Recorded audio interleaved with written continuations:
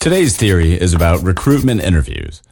If you're hiring someone for a job, there are several important things that you need to figure out, such as, does this person have the right knowledge and skills? Does this person fit our team?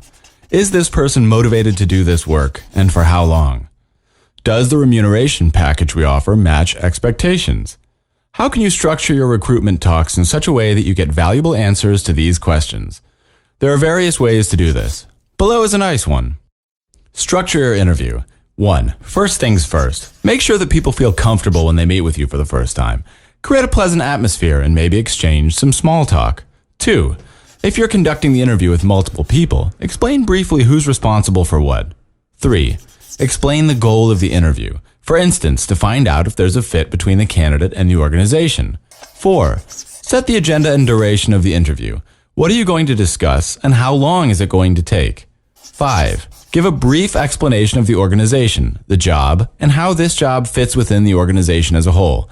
Don't mention any expectations at this stage, so you don't bias the candidate.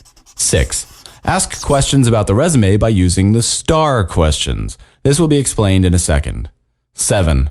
Ask about the motivation of the candidate. 8. Discuss other aspects such as salary indications, starting date, etc. 9. Answer any questions that the candidate may have. 10. Conclude the meeting. When asking questions about the resume or past achievements of a candidate, the STAR question technique is a great way to home in on something and get the right information. STAR is an abbreviation for situation, task, action, and result. Situation.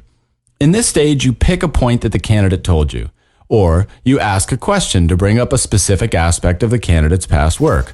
For example, give me an example of a situation that made you uncertain.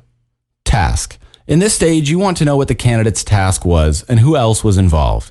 For instance, why did they ask you to do this? Or, with whom did you do this? What was your role? Action. In this stage, you ask what kind of action the candidate took. Result.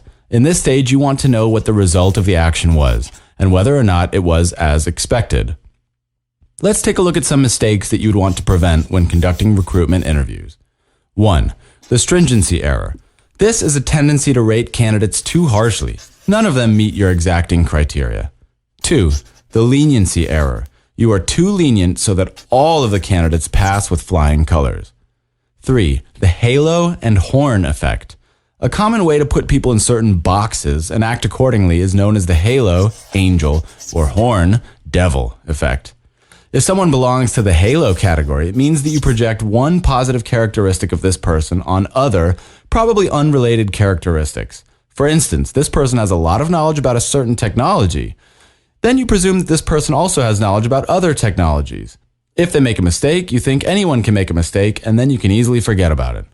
The horn category is just the opposite. You project a negative characteristic on other unrelated characteristics. For example, this person dresses in a way that doesn't match with your particular tastes.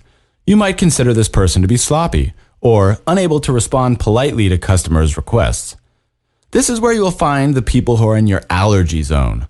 If they do something positive, you'll find a way to trivialize it. It might not say anything about how well this person qualifies for the actual job, though. 4. The order effect. This has to do with the order in which you see the interviewees.